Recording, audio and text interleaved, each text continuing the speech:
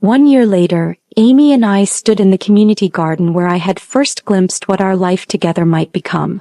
The late afternoon sun filtered through the leaves of tomato plants and bean vines, casting dappled shadows across the gathering of people who had become our chosen family. There were no marble floors or crystal chandeliers, no designer flowers or professional photographers. Instead, there were folding chairs borrowed from the community center, decorations made from vegetables and herbs grown in the garden itself, and a potluck reception organized by neighbors who had become friends. Maria, who had been ordained online specifically to perform our ceremony, stood before us wearing her best dress and a smile that radiated genuine joy. She had become something of a surrogate mother to both of us, offering wisdom gained from years of community organizing and raising children as a single parent. "We're gathered here today," Maria began, "not just to celebrate the love between Amy and Zoe, but to witness the kind of commitment that makes communities stronger. These two have shown us what it looks like to choose each other not because it's easy, but because it's right." I looked at Amy, radiant in a simple blue dress we had found at a thrift store and altered together, and felt overwhelmed by gratitude for the journey that had brought us to this moment.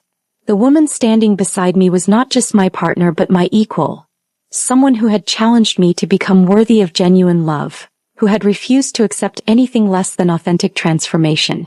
"Zoe," Maria continued, "do you promise to love Amy not just in comfort but in struggle, to support her dreams even when they require sacrifice, and to continue growing into someone worthy of the partnership you're building together?" "I do," I said, my voice steady despite the emotion threatening to overwhelm me. "Amy, do you promise to love Zoe not for who she used to be or who you hope she'll become, but for who she is right now, while also supporting her continued growth into the person she's meant to be?" "I do," Amy replied, her eyes never leaving mine. The rings we exchanged were simple silver bands, purchased with money we had saved over months of careful budgeting. They represented not wealth but intentionality, the choice to mark this commitment with symbols that reflected our values rather than our ability to spend.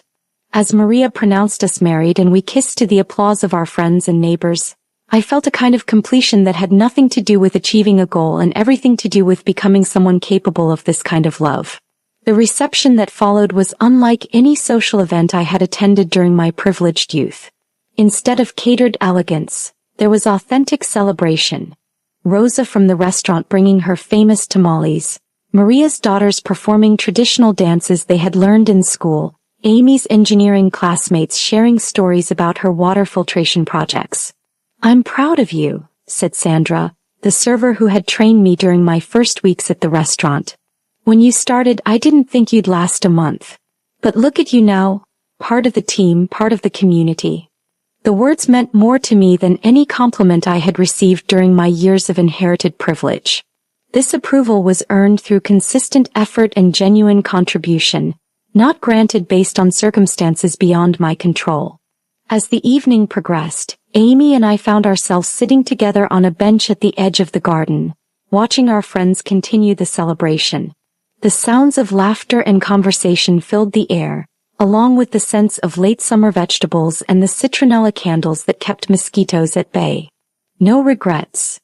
Amy asked, taking my hand and examining the new ring on my finger. "None," I said, meaning it completely. "You?" "Just one," she said, her tone serious enough to make me look at her with concern. "What?" "I regret that it took me so long to believe you could really change. I wasted months being suspicious of your motives when I could have been falling in love with you." I squeezed her hand, understanding the generosity of this admission. Amy had every right to have been suspicious. People with my background rarely made the kind of fundamental changes I had committed to making. Her caution had been wisdom, not weakness. "I needed that time," I said. "I needed to prove to myself that I could sustain this kind of life before I asked you to believe in it. And I needed to learn the difference between wanting to change and actually being willing to do the work. And now I know that this work never ends. That every day I have to choose again to be the person worthy of this life we're building. But I also know that I want to do that work, not because it's expected of me but because it's who I am now." Amy leaned against my shoulder and we sat in comfortable silence for a while, watching the celebration continue around us. I thought about the path that had brought us here, from that first cruel encounter in the library to this moment of authentic joy. Every step had been necessary, even the painful ones. Especially the painful ones. What's next? I asked, thinking about the future we would build together. The Housing Coalition wants us to help organize a campaign against predatory lending practices, Amy said. And my thesis advisor thinks the water filtration system could be scaled up for implementation in other cities. Our first joint project as a married couple, I said, smiling at the thought of combining my organizing skills with her technical expertise. The first of many, I hope. As the evening wound down and our friends began to clean up the celebration, Amy and I walked home together through neighborhoods that had become familiar over the past year. These streets, which had once seemed foreign and slightly dangerous to my privileged sensibilities, now felt like home in ways that my family's estate never had. Our apartment. Amy had moved in with me 6 months earlier, and we had combined our minimal possessions into a space that felt abundant despite its simplicity, welcomed us with the comfortable disorder of a life actively lived. Engineering textbooks mixed with community organizing manuals on the coffee table we had built from reclaimed wood. Photos from the garden project shared wall space with flyers for upcoming housing rights meetings. Mrs. Rodriguez, Amy said, trying out my new name as we got ready for bed. Mrs. Rodriguez, I repeated, liking the way it sounded. We had decided to both take a new last name, symbolizing our choice to create something together rather than just merging our existing identities. That night, as we lay together in our bed, a real bed now, not just a mattress on the floor purchased after months of saving, I reflected on everything that had changed since Amy had first looked at me with disappointment in the library. I was no longer the cruel, privileged young woman who had used her advantages to wound others. But I also wasn't trying to completely erase that person or pretend she had never existed. Instead, I had learned to see her as someone who had been shaped by circumstances beyond her control, and who had been capable of growth when presented with reasons to change. The work of becoming someone worthy of love had required giving up not just material privileges, but the psychological comforts of superiority and certainty. I had learned to sit with discomfort, to listen more than I spoke, to measure my worth not by what I had been given but by what I contributed. Most importantly, I had learned that love, real love, not the performed sentiment I had mistaken for connection in my previous life, required seeing and accepting another person completely, while also supporting their continued growth and development. I love you, I whispered to Amy as she drifted off to sleep beside me. I love you too, she murmured back, her voice soft with contentment. As I closed my eyes, I felt a deep sense of gratitude not just for finding Amy, but for being forced to find myself. The cruel, privileged young woman who had dismissed a hardworking student in the library had been transformed through patience, challenge, and ultimately love into someone capable of authentic partnership. The journey had been painful and difficult, requiring me to give up everything I thought I wanted in order to discover what I actually needed. But lying there beside the woman who had seen my potential when I couldn't see it myself, I knew that every moment of struggle had been worth it. We would wake tomorrow to continue the work of building a more just world, one project and one relationship at a time. We would face setbacks and challenges, moments of doubt and frustration, but we would face them together as equals, committed not just to each other but to the values that had brought us together. The transformation was complete. But the story was just beginning. The city council meeting was packed, with residents filling every seat and lining the walls of the chamber. Amy and I sat together in the front row, our matching silver bands catching the light as Amy adjusted the microphone before addressing the council members who would decide the fate of the affordable housing initiative we had spent 2 years developing. 5 years ago, Amy began, her voice clear and confident. My wife and I witnessed families being displaced by development projects that prioritized profit over people. Tonight, you have the opportunity to ensure that doesn't happen to the families in the Riverside district. I watched her present our proposal, a community land trust model that would preserve affordable housing in perpetuity while allowing for neighborhood improvement that benefited existing residents. The technical details were Amy's expertise, But the community organizing that had built support for the initiative had been our shared work. The council voted unanimously to approve the pilot program. As we walked home through neighborhoods that had become the center of our shared life, I thought about the distance we had both traveled since that first encounter in the library. Amy had completed her engineering degree and was now working for a nonprofit that developed sustainable infrastructure in low-income communities. I had earned my master's in social work and was coordinating housing advocacy for a coalition of community organizations. Our work was challenging and often frustrating, but it was work that mattered.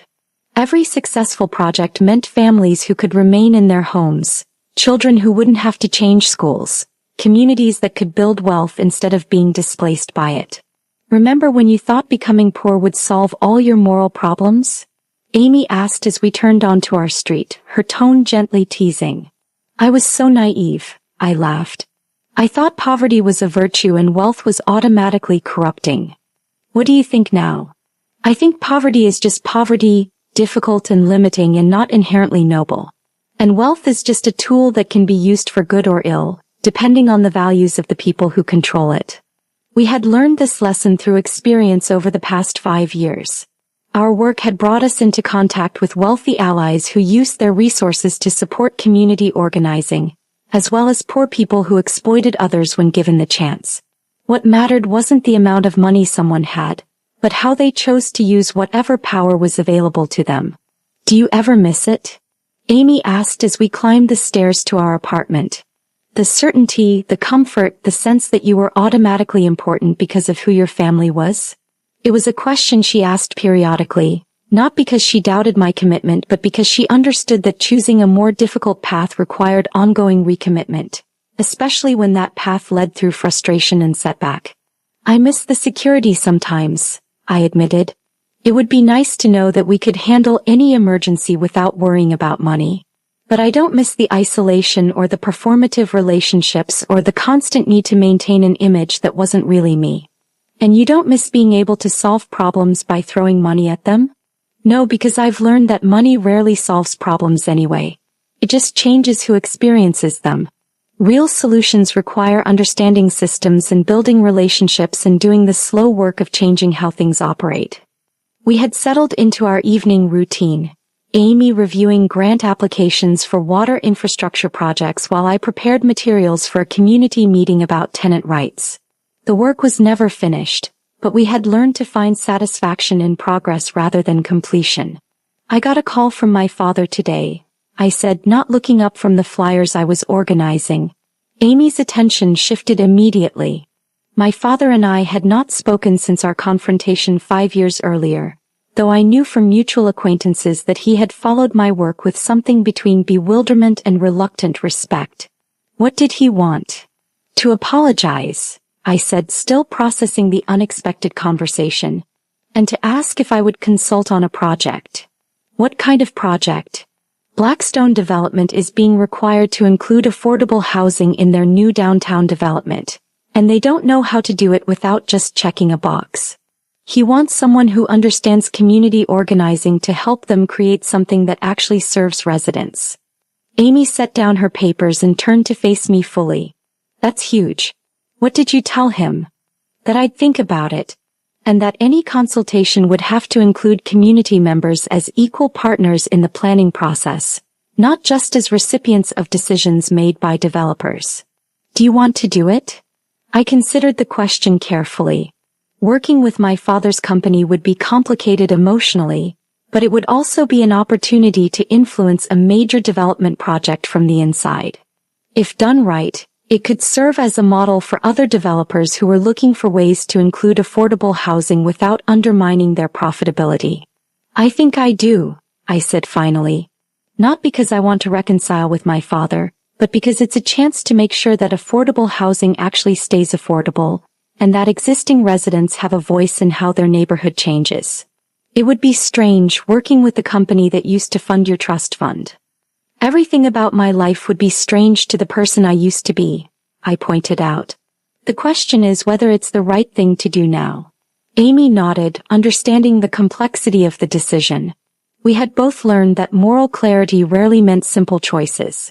Often it meant choosing between competing goods or finding ways to work within imperfect systems while pushing them toward something better. "I'll support whatever you decide," she said.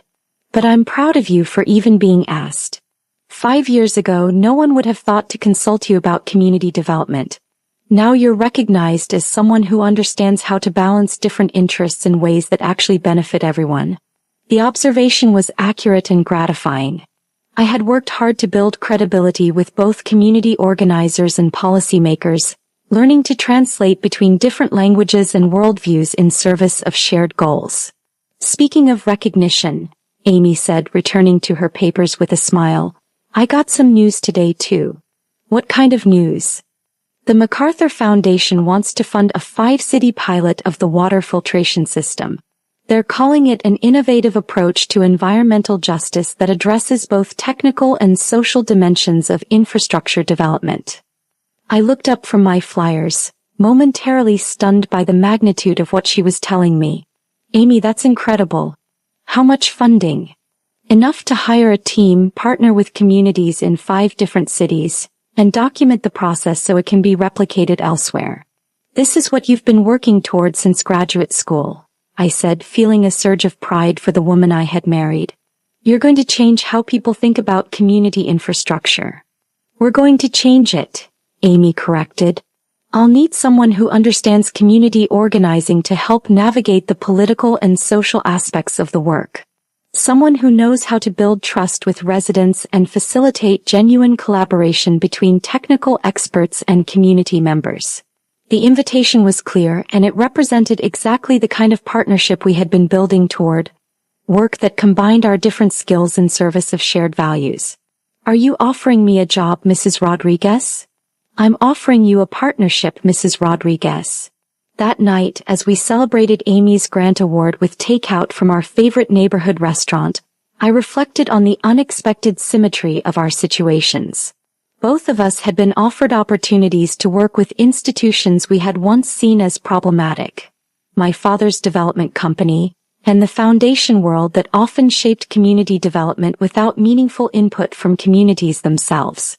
But instead of feeling compromised by these opportunities, I felt hopeful about the possibility of working within existing systems to make them more responsive to community needs.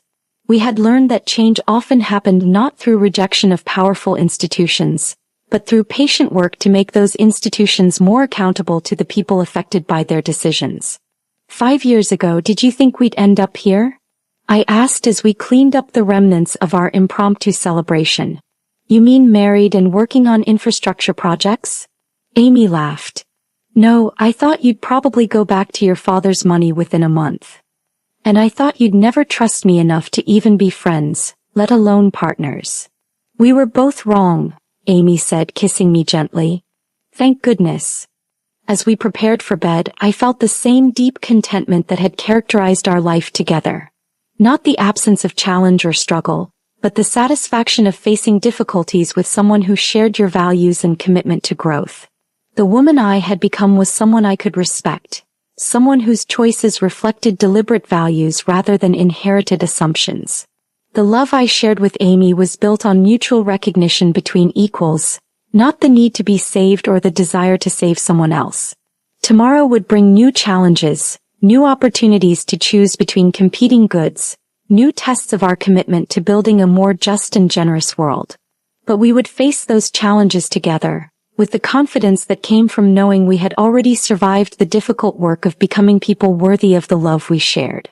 The cruel, privileged young woman who had dismissed a hardworking student in a library was gone, replaced by someone who understood that real strength came from admitting weakness, real wisdom came from acknowledging ignorance, and real love came from choosing to see another person completely and support their highest potential. It had been the most difficult and rewarding transformation of my life. And as I drifted off to sleep beside the woman who had made it all possible, I knew that the work of becoming a better person never ended.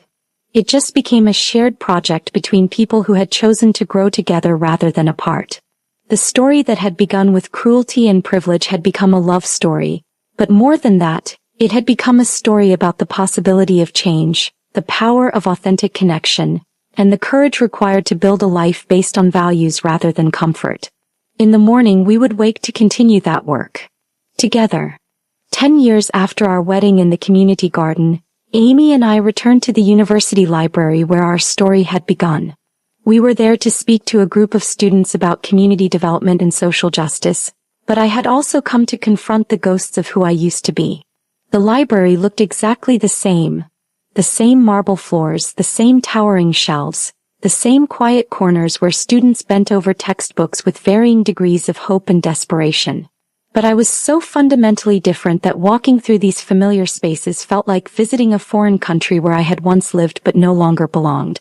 We found the corner table where Amy had been studying that first day, where I had approached her with such casual cruelty disguised as concern. I ran my fingers across the scarred surface, remembering the girl who had sat here with her worn textbooks and careful dreams, who had looked at me with steady eyes and refused to be diminished by my thoughtless superiority. It's hard to believe that was the same person, I said, settling into the chair I had occupied during that first encounter. Which person? Amy asked, sitting across from me in her old spot. You or me? Both of us, I guess. You're not the same person who had to work cleaning shifts to pay for school, and I'm definitely not the same person who thought that was a reason to pity you. Amy reached across the table and took my hand, her wedding ring catching the afternoon light that filtered through the tall windows. We're not the same people, but we're not completely different either.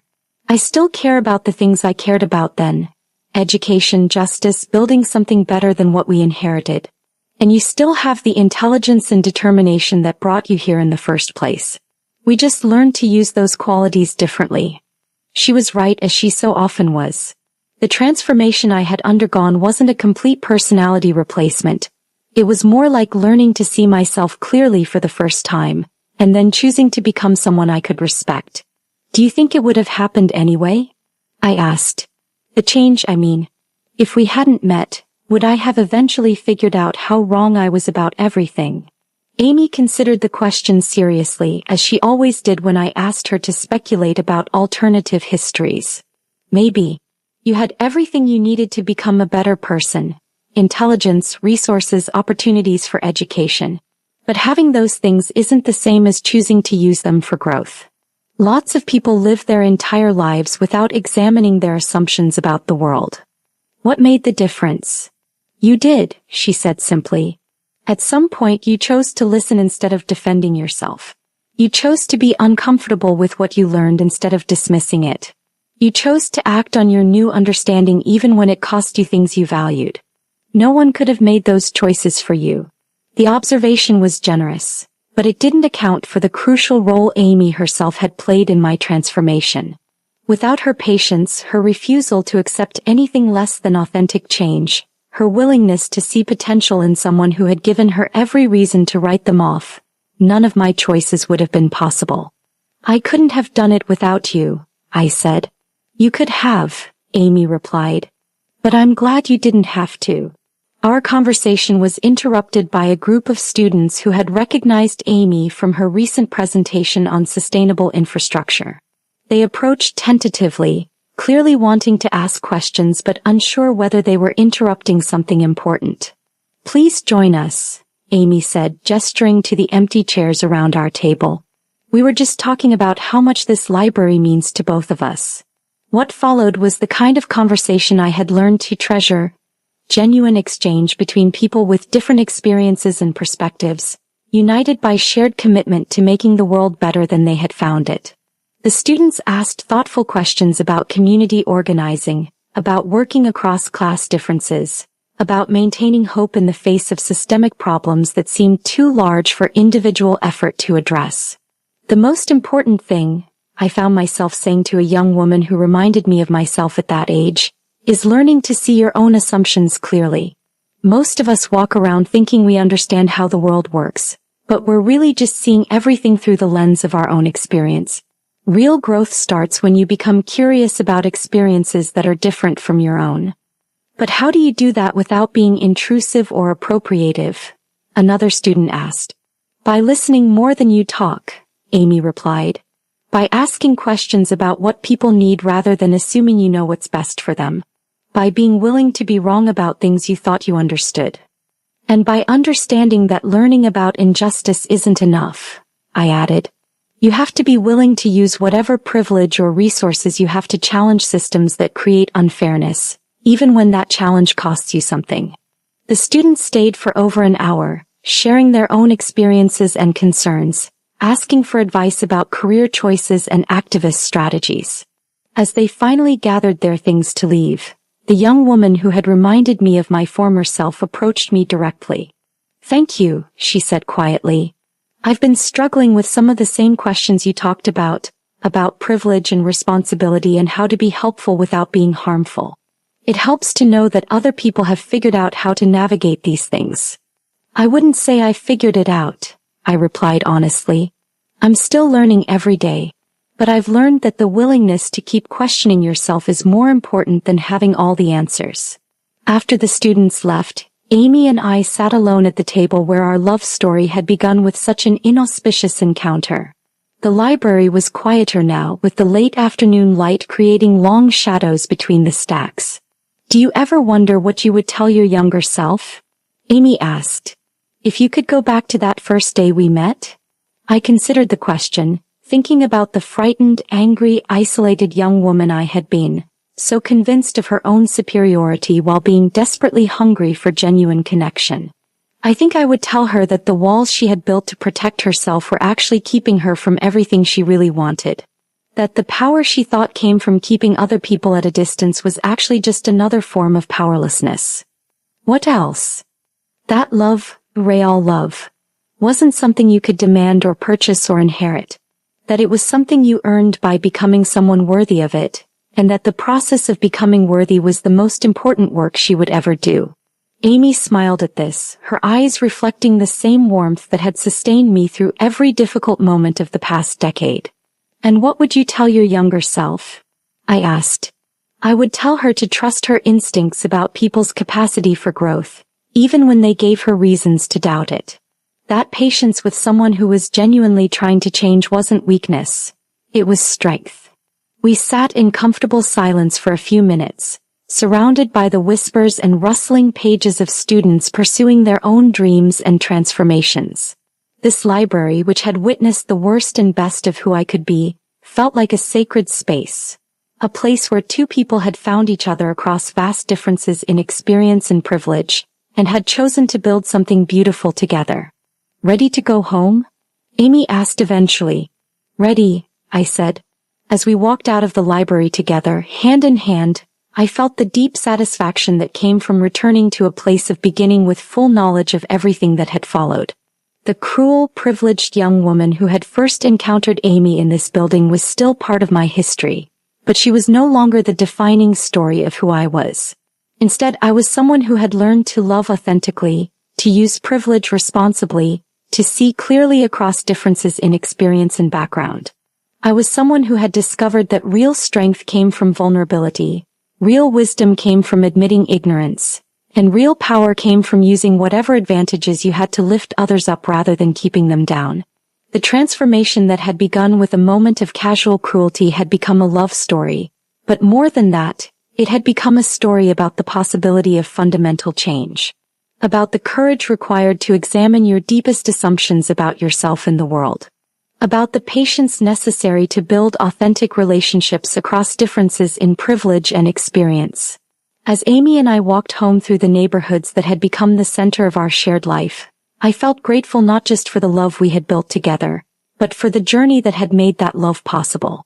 Every painful moment of self-examination, every difficult choice to prioritize growth over comfort, every risk taken in service of becoming someone better. All of it had led to this moment of walking home with someone who had seen my worst self and loved me enough to help me find my best self. The story that had begun with two strangers in a library had become the foundation for a life built on shared values, mutual respect, and the ongoing commitment to use whatever resources we had in service of justice and love. It was, I realized, the only story worth telling, the only life worth living, the only love worth having. And it had all started with a moment when someone looked at me with honest eyes and refused to accept anything less than the truth.